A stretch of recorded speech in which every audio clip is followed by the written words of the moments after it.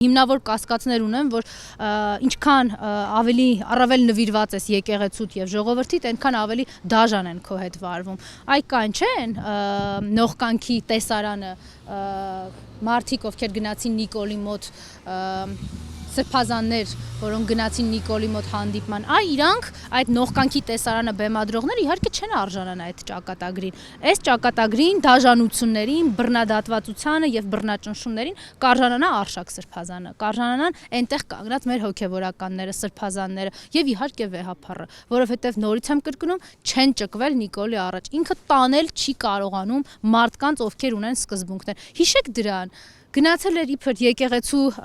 վերահսկման արարողությանը, ոչ խաչին ա մոտ եկել, ոչ եկեղեցուն, ինքը սեկտանտ է, որ եկել է կործանելու, ատելությամբ սնվում է, ատելություն տարածում է, ընդհանրապես սա է։